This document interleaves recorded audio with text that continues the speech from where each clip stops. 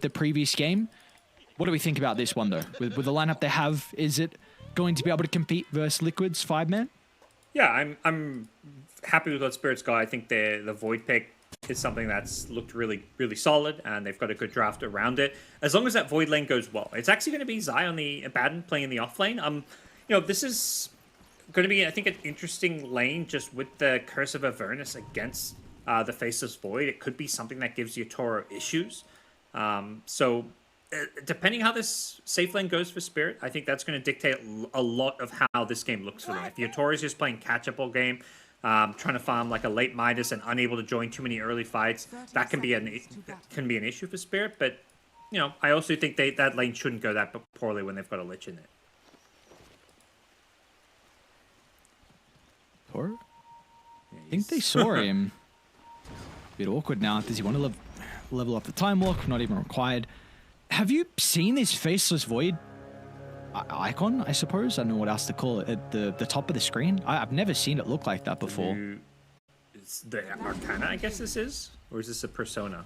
I think it's the Arcana, but like max level that apparently no one else has, or maybe no one else uses. Oh, that's why it changes up the top? Okay, I have not seen this. This is new for me. I mean, I love how sick even just the picture at the bottom of the screen looks on the Void. Very nice set. This is yeah. Some nice work, Valve. All right, so we saw last game that with both supports playing in the side lane, they were able to get first blood. And this time, Mira, he was ready for it. It was a blood grenade that came out of the trees and didn't connect onto Mira, so he was chilling. Big reason why he gave the tip over to Boxy and Sanya. So, yep, we'll see these lanes unfold here. It will be the Boxy, Pugna, and Insania playing the techies in the safe lane. So putting the techies in the safe lane, to me, that kind of signals that Liquid really wants to prioritize this lane going well. I feel like you send the techies to the lane you want to win the most, just because that techies is kind of that lane winner. And they're trying to give Mickey as good a time as possible, and also just not give Collapse like the best lane, because this Beastmaster, if he has a good lane, can really snowball out of control with that Aghanim Scepter. Do you have an overall preference on like 5 or 4 techies at this current stage, or do you feel like it doesn't really matter? I think it doesn't matter, and I think even these days, like 5 and 4, like I think in terms of like the way you look at it these days, it's like support is support in some sense. Obviously, there's some supports that are going to get more farm, but sometimes you'll have games where like the 5 support's getting more farm than the 4. It's more about like what your lane duo is, I think. Bottom lane, nice setup from Insania. Not just a lot of damage, it's enough to get the kill, and maybe even a second as now Mira is going to be chased down. Insania's going to have enough mana shortly for another round of the sticky bomb, and with that getting spellcasted, Mira will be the second to fall. A double kill for Insania. So looks like it's going to be another repeat of game 1. At least the position 5 on Liquid is off to a great start. Yeah, this. I mean, that's why I don't think techies 4 versus 5 matters. It's just like sometimes you want to prioritize winning your off lane, sometimes your safe lane. Occasionally there's going to be like a hero on the other side that the hero may match up better against, so that's why you want to send the techies. But so much of the strength of techies is the fact that regardless of which lane you send it, the hero functions just fine. Looks like some of the other lanes are looking pretty good though at the moment for Spirit. Law's off to a great start, 15-4 compared to the 9-2. Universal versus Universal. And I wonder what the item build is going to be out of Zai on this offlane Abaddon too. Yeah, so far obviously Vanguard queued up with the Bassi. I think we could see, probably just some of those kind of utility items coming out. Solar Crest could be very nice for your Bloodseeker, for example. But maybe kill on bottom. Yeah. Nice recast from Insania. He's going to be off the mark with that first attempt. With the second one, gets a connection onto Collapse, which should be chased down. They will get a return killer, but of course Mickey very, very happy with that exchange. Yeah, this bottom lane has started off fantastically. Techies dying, not really the biggest deal. Bloodseeker gets the solo XP. Techies gets to come back to lane with full health and mana. Ready to go with some more blast-offs, already level 3, so this bottom lane is a big, big problem. Only 6 last hits for Collapse's Beastmaster. This is so far not been a very good series for him, with the Wyvern game also being a bit of a struggle. Wonder what they're going to be able to do to make sure he actually has a game. You know, he's starting to send the ball back to stack up the Ancients. As meanwhile, Maposhka almost goes down to Boxy. Not going to have the damage though, so it looks like he's okay. But they will still get a kill down bottom though onto Mira. And they're even going to continue now, be able to shove Collapse out of the lane. These levels are going to start to really get an issue. And they cannot play bottom now. I don't actually know what they're going to be able to do on Spirit's off lane. Nope. Top as well. Bit of a brawl going on between the Pug and the Lich here. Maposhka going to be the one worse for wear with Boxy. This Nether Blast spam just doing wonders against the Lich. Like, Void's can't really come over to help. He's just, you know, trying to just hit these creeps. And I think Lich, you can't be picking those fights. Collapse. Yeah. Oh, okay. Nice telekinesis from Mira. I thought Mickey was still going to go for the chase down. He lives, but this is not like a feels good kind of moment where you live. You're like, at least, you know, you survived this one with a big creep wave coming to your tower at least. That would have been pretty bad if he did die right as this creep wave was coming close. Isha might die mid lane, lol. Okay. With the rotation out of Maposhka, got the refill in the bottle, and also gets a kill as well. And Nisha's going to miss a lot of creeps under the tower too, so that is so important for Spirit. This is the only lane. I mean, Yutori's getting a lot of farm top, but yeah, Lal is really bodying Nisha mid lane, so the fact that they're going to further enable his start is huge. As bottom again, Mickey. Looks like they're going to be off the mark with the Bloodright connection. Both supports are going to start to rotate down from either side. Boxy to look to get involved. Maposhka as well from mid to bottom he goes. Yeah, a lot of heroes just making their way down bottom. It seems like they're just happy giving the Abba versus Faceless Void a kind of free farm versus free farm. And I think if you're Liquid, you know, you can give Void free farm if these other lanes are going well. Particularly, obviously, bottom is being stomped, but if they can kind of equalize in this mid lane, or as long as Nisha gets a game and you fight around maybe some of these power runes, you're going to be pretty happy with where things are at. Although it does not look like Liquid are that well set up maybe for the 6-man power runes. Tech is just coming over and nearby, but tricky for them with the lane pushing in mid to actually go for any of these power runes. See if Lal can use it though, that's the big thing. I guess you have your Mortimer Kisses ready in the invis. Maybe I guess with your Toru getting solo experience top, it's going to be a faster chrono. Lal's actually going to look to go to bottom though. See invis. Don't think this was scouted out. The Radiant Ward did not see this coming. But the Beastmaster's playing so far forward, he almost kind of... Oh, they're tipping him. They know. Yeah, they do. Yeah, I mean, Nisha's just hitting the tier 1 mid. He's like, yeah, he's down there. They know he grabbed a power rune too, so... tips him back. That's it all. Oh no, he misses a cookie onto Nisha. So, not a good fast couple of minutes. Nisha now was able to get some much needed catch up. What was definitely a favorable start for the snap fight. Meanwhile, another kill bottom and wasn't even required with the rupture. In fact, that kill gives Mickey level 6 and Insane's 5 as well. 7 minutes in. Oh god. Back-to-back games where Insane is just having a dream support game. Getting the levels, getting, you know, kills for him and his team. Not being like that sacrificial support that sometimes, you know, if you're on the back foot, like with Spirit Maposhka, you know, he's not going to be getting any farm or levels for some time. I wouldn't expect level 6 until maybe 12 or 13 minutes in a game like this.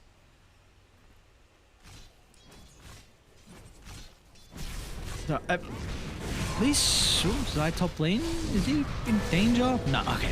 Ultimate popped and instantly shrugs it off. Got Chrono though. Still they're continuing to get the damage out. Now with a Chrono drop from Yutoro as well. Zai's a pretty beefy man. Another round of the Aphotic Shield is going to try and juke to the north. They will still get the kill nonetheless. Both offlaners will take a bit of a spill. Now mid lane though. Lal's going to be cautious. Liquid, they're starting to converge on his location. Nisha's going to try and get the double jump in, so a lot of spells committed for the snap fight. Even Mickey is here as well to look for the cleanup, and with the first movement speed, they should be able to chase him down. It's going to take a little while longer with the Bloodright missing, but Mickey has plenty of movement speed to be able to catch up to him. Looking for a cube deny, and Lal will find it. And that I like that tip. Very nicely done. He will give it back to Mickey. He's like, yeah, you wasted all that time coming here, and I'll just happily deny myself, so... an okay outcome for Spirit, although still, you know, their mid lane are going down. Not like the ideal scenario for them, but, you know, wasted time for the Bloodseeker, and at least a scenario where they're not going to be feeling like things are going too wrong. And 5 seconds for 5 seconds. Oh, just too late though. That bash. Beautiful timing. And meanwhile, yep. I was going to say maybe they can think about going for collapse. I think they know about it. He hasn't showed in the lane for quite some time. He's going to be chilling to continue farm. Nisha, nice jump away. Mira's telekinesis wasn't long enough with only level 1 in it to set up for the cookie. And that was the smoke rotation. They were looking to take a fight bottom, ideally to kill like Mikke's Bloodseeker. Liquid going to respond with a smoke of their own that gets popped awkwardly. They don't actually connect to Mira with the smoke pop, so just going to get down some wards and come take out some of the enemy jungle camps. Find some neutral items and maybe try set up for a fight around here. They should know though. Very nicely done from Miposhka. He's going to be able to scout them out. He will die for it, maybe. Miposhka. Looks like another round of the spells from Insania secures the kill. But of course, you're fine with that. The smoke doesn't really pay off for Liquid. They were going to consider about wrapping behind the tower to get up to low, but they've very much stabilized what was looking like another really rough start to a lot of the lanes. Yeah, and so much as it comes just from the pressure they put on Nisha. Like, his lane didn't go particularly well. Hasn't been able to find too many successful rotations. When they did rotate the Bloodseeker mid for the kill, there was the deny, so Nisha's not got that much farm. He's same net worth as the Beastmaster, who is well and truly caught up at this point.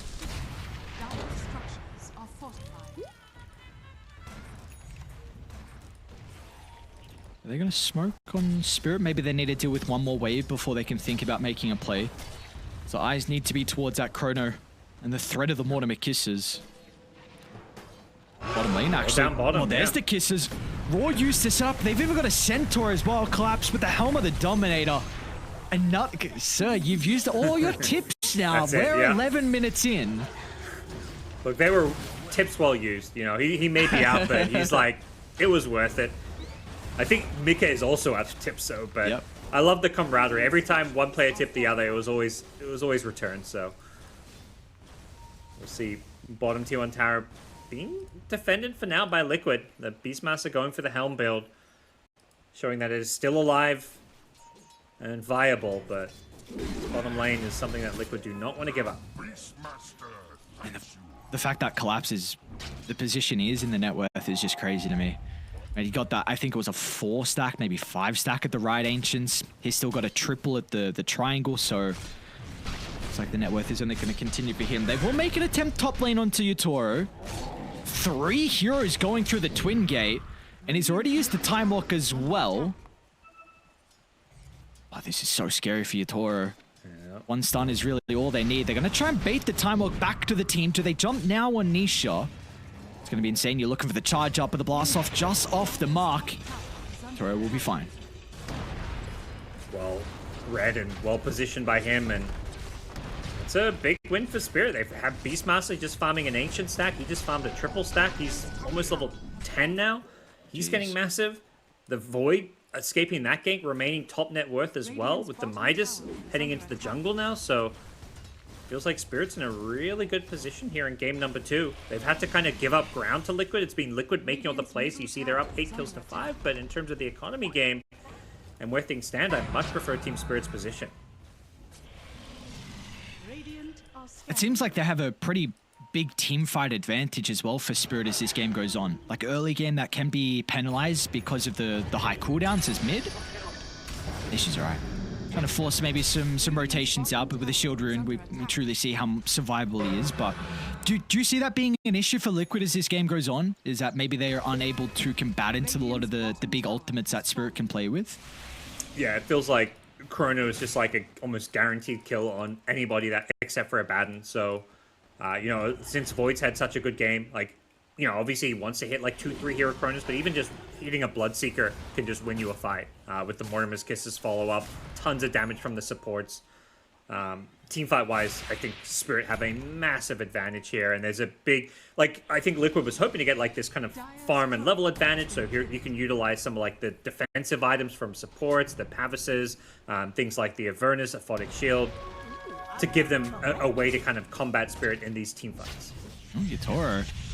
Ready to go with the Chrono. Liquid instantly look to split away, not giving an opportunity for the multi-man ultimate. That means they'll still get a freebie. And a Corey as well, that flies on over the top. Well, the build we're seeing from the Snapfire, this is kind of like the old school Snapfire mid build. The Atos is maybe a little bit new with the universal hero aspect, wanting all the stats, but going for the Boot of Travel as a follow-up, so just going for the kind of spellcaster build, at least for now. Oh, they actually want to go for the Void. Miro, but the stolen blast off. They're going to have the damage with the stuns. They will. Spirit. Incredible read. Miro was starting to... Whoa, Yatoro. All right, why not? He sees a freebie, drops the Chrono, is happy with that. That is a statement Chrono as well. Get out of my lane. Easy tower now for Spirit. And this net worth lead, it's all of a sudden got into 4,000 gold. Yeah. Definitely a Chrono that's going to force Spirit maybe to play a little bit more defensively, but Yatoro says, screw it. I see Boxy. I kill Boxy. Yep. Meanwhile, as well, at the triangle, Mickey and Lau have their own 1v1 and no more tips, so Mickey will hope the voice lines do a good enough job. Lau just charged in, I think, with the haste rune, thought he could get a free kill onto Mickey, but Rupture's pretty good to mitigate a haste rune, so in the end, you're pretty happy with that for Liquid. Yeah, I think that's the kind of kill they've been hoping for some time. One of these big priority core kills. Give Mickey some catch-up time. Once he gets his BKB, it does feel like they've got to... It's got to be go time. I don't think this is a game they can just afford to have slow down and try play like a scaling game against a Faceless Void. The longer it goes, the harder things are going to get the Team Liquid. See this kill again here. This was so well executed. The chain stun on a Void Spirit, absolutely perfect. For me, my big question is just, when is Zai going to feel like he can start to get involved? Maybe now with the Echo Saber completed for him. As we've seen, he's been really playing his own game so far through the first 15 minutes, and the team has very much needed him. Now he's going to start to play with the boys. They're ready to go down bottom if anyone shows, but Spirit won't take the bait. Yatoro might shortly, though. This could get scary. Nisha will show, though. Oh, man, couple seconds away from Yatoro getting killed. He might still, though. Okay, never mind. Yeah, he's just always got that sixth sense. I don't get it. Just what? Just randomly backs off at the last second. Yeah, okay. Yeah, we saw it earlier in the top lane. Like, it's been a nightmare for Insane to actually land a blast off on him. He's just reading these rotations perfectly. Zai, meanwhile. Oh, not much he can do to get away from this one.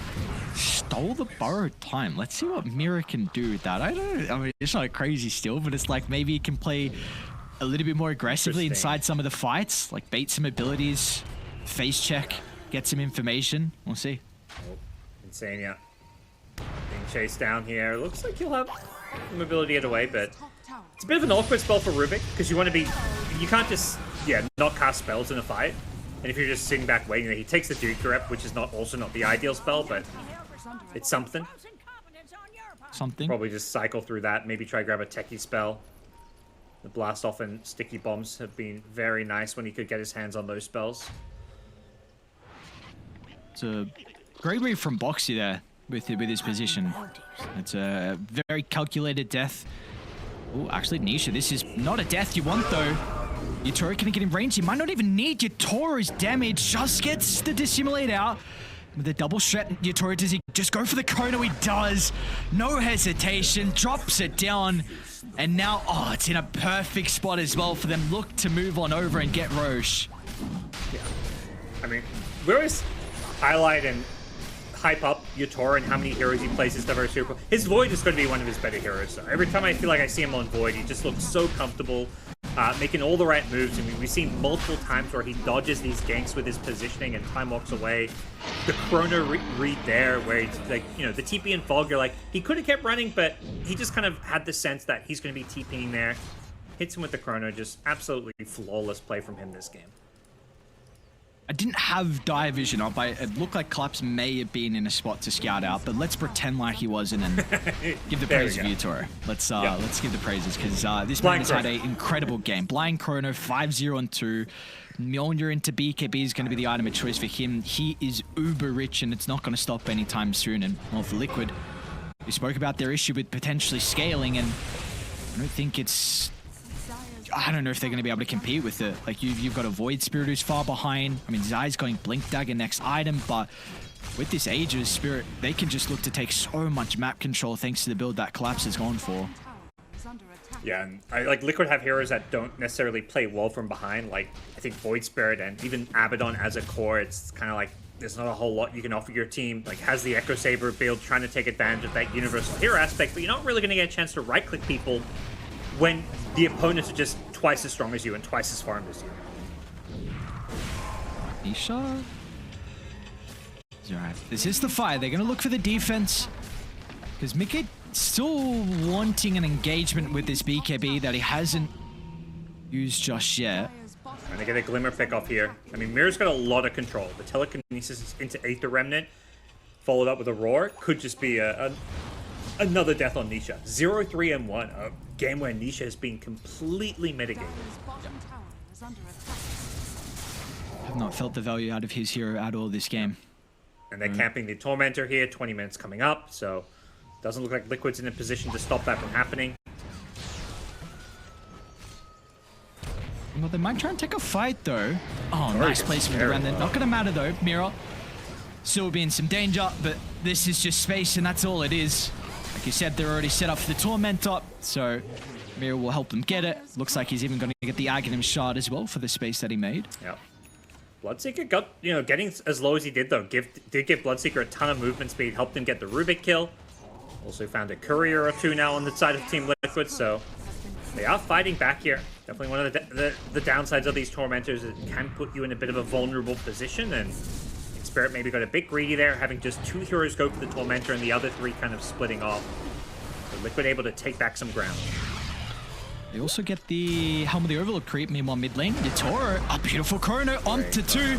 With the Chain Frost as well to bounce back and forth. Mickey will try and activate the BKB to get some separation. But the defensive blast off from Insania is just a little bit too late, and now he might have fed himself to the wolves as well as Spirit. They'll split their attention to both the remaining members. They recognize they can kill both of them off with ease. That will be the case as Lal gets the double kill. Sapphire is well and truly on his way to being a late game scaling issue. Yep, they have a big Void problem here. No real answer at this point. Mjolnir, BKB, the Aegis. Doesn't even really need the Aegis in these fights, it feels like. And it's not just the Faceless Void. It's heroes like Beastmaster and Snapfire who are also scaling. Supports are happy. They're getting all these free Ag Shards now. Rubik already getting his, and they're going to go for the second Tormentor now. They're going to be a little bit careful, Laura. Dude, he's going to die. Why is he not moving? He was just committed. At some point, he's just like... I think he's like, if I leave the Beastmaster, like, maybe my Beastmaster will die, but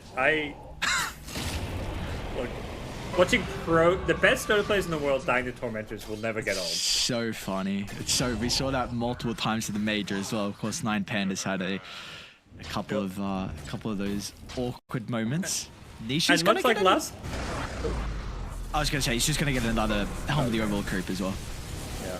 It's like last time when they went for the Tormentor, the Bloodseeker's like, oh, they're all low, I've got all this extra movement speed, I'm gonna go kill a support. So both times they killed a Tormentor, the poor Mira died on Rubik. Come on, boys. Step it up. Can't have me dying like that. Can't feed the beast. Right. Could be in some trouble. Looks okay.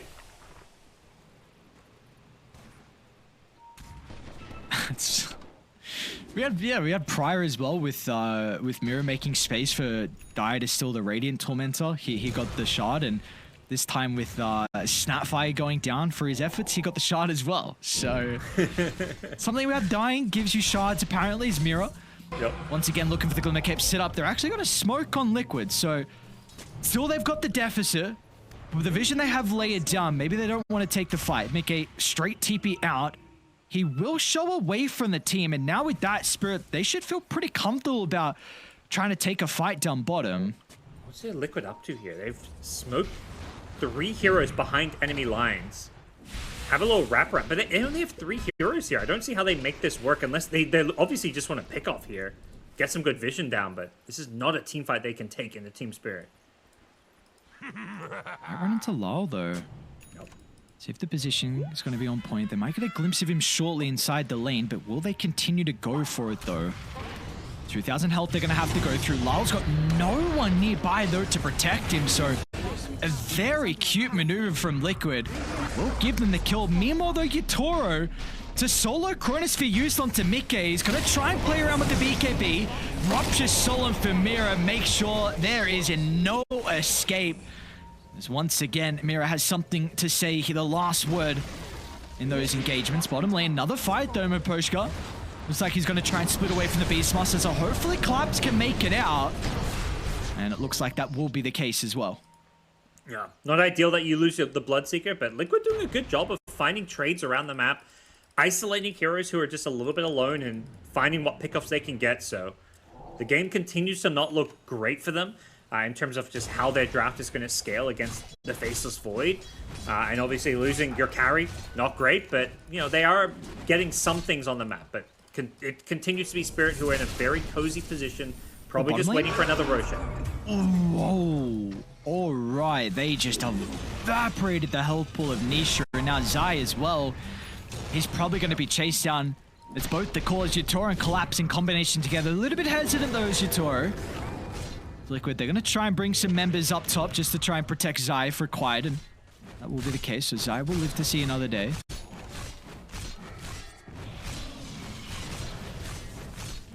Now we start seeing that transition from the Snapfire into those right-clicking damage items. Has the Manta and the Daedalus queued up. Also a Lincoln Sphere. Hopefully we just go straight to that Daedalus.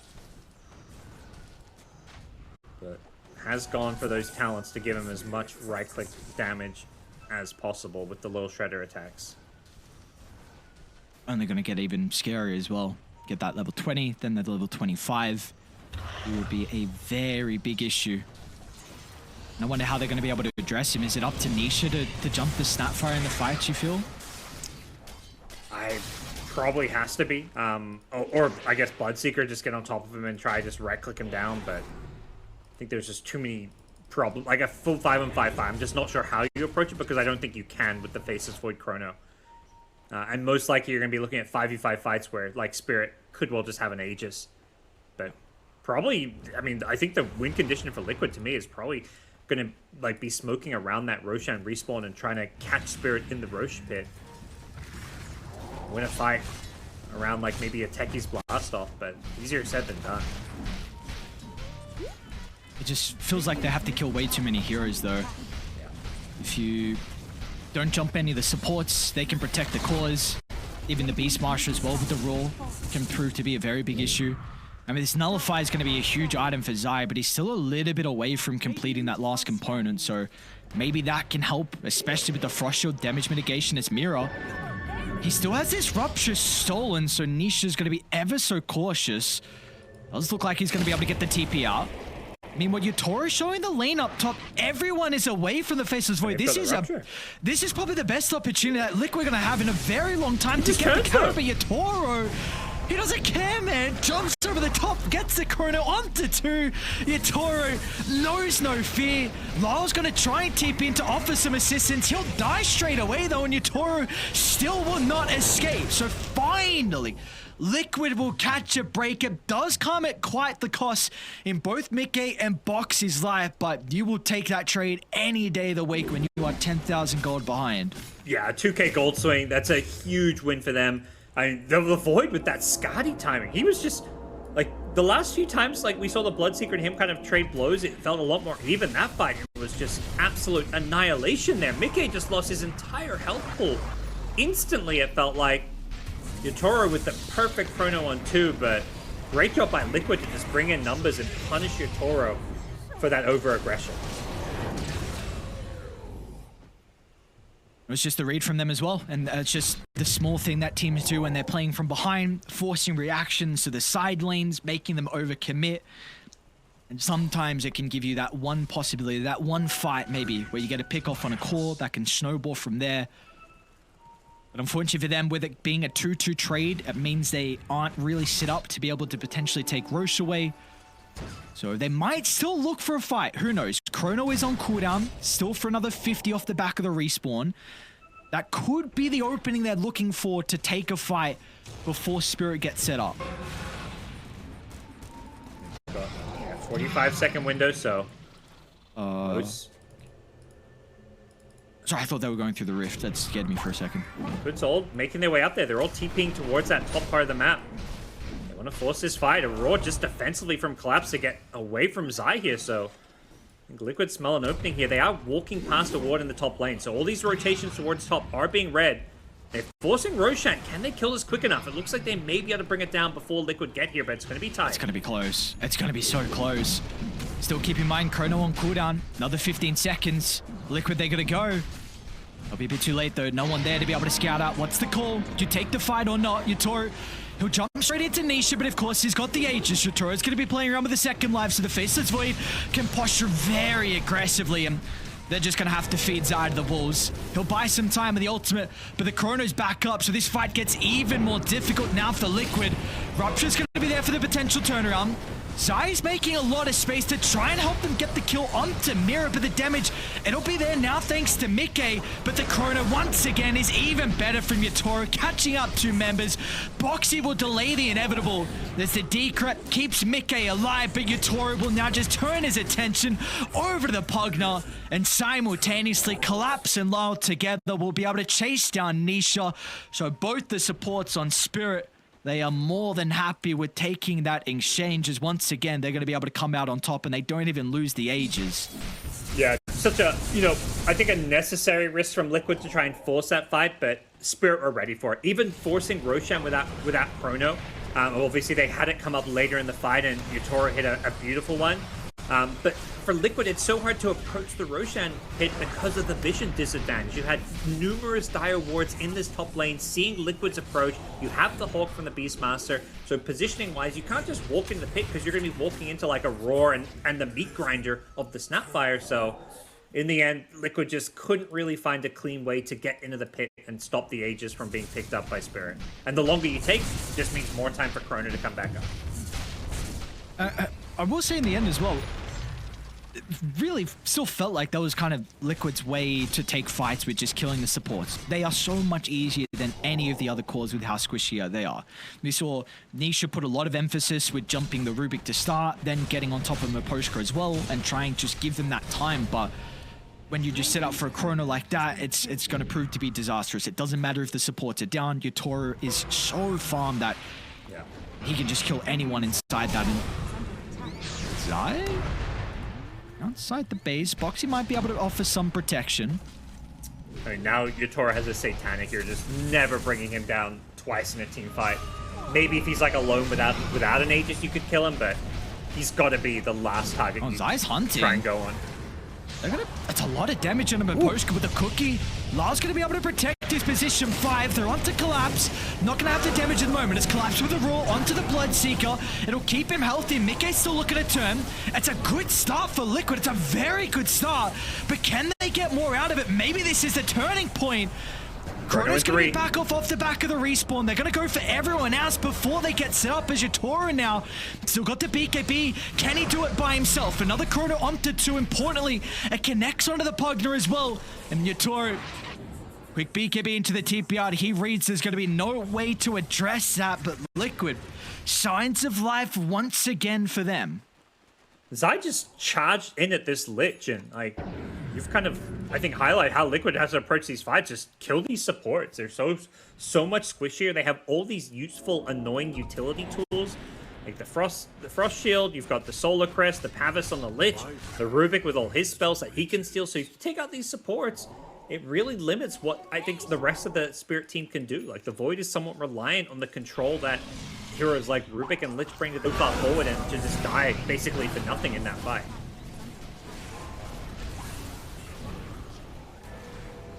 Big question is, can they replicate that though, Parker, in these upcoming fights? Do it the once. Can you keep doing it though? That's the thing. The top lane fight was when Spirit had all the vision and thought around it, it's so much easier to position and approach a fight as a support when you can, you know, see everything. When you're the ones kind of playing right outside the enemy base, they see you. There's no real easy places to hide. It was daytime as well, so in the end, the supports did not really have any ability to hide. Yeah, another Tormentor dead. Let's see how Liquid go. Alright, they're fine. Yeah, they're fine. Who was the shard? It was either Insania or Boxy, it looked like. Probably would have, I mean, you definitely would have preferred the techies. Yeah.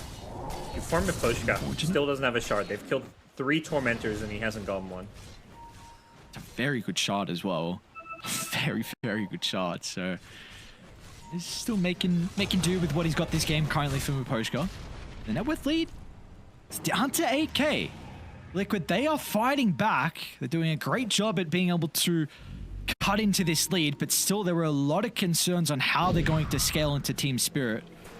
There's a great ward inside the lane. Yatoro, he's got so much vision to play with. Boxy, instant blink away. There is a sentry laid down though, so they're going to see the Glimmer Cape TP up, and of course he gets the first hit bash. Every time. And that sentry, I think, yeah, still just there from the Roshan fight, which makes sense. It's not like some lucky thing. You're going to have sentries around the Rosh pit, but the first, if that wasn't a first hit bash, I think he gets away. And now that kill, may have been level 25 before him, but there's the backtrack, lull, level 20 as well. And there's the items, but also now the talents are going to start to come into play for Spirit. They're even going to feel like they can potentially be strong enough to go high ground, even without the second life. Great vision set up inside the base. A ward along with a Hawk. This is not going to be an easy defense.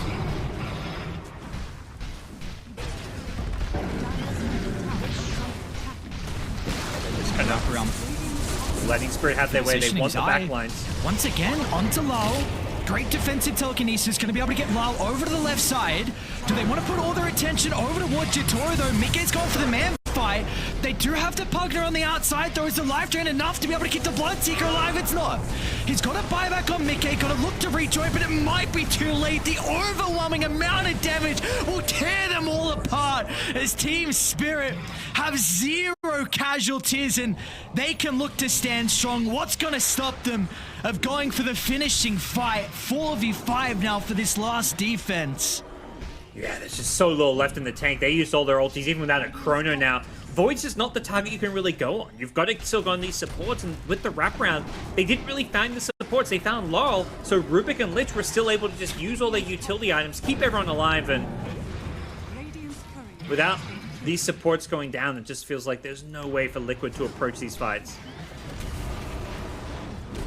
It's just a great way for them to disrupt the fights, and it feels like they're going to continue to be able to do that with the stolen aphotic shield now from Mirror, even the defensive telekinesis, which was they just wanted to try and blow up La with that jump in with the rupture and the Abaddon, but as soon as that wasn't a plate, Mirror again now, this time it's aggressive onto Mickey, that's a dieback, and now Niche is going to be caught outside the base as well with the instant stun into the farm.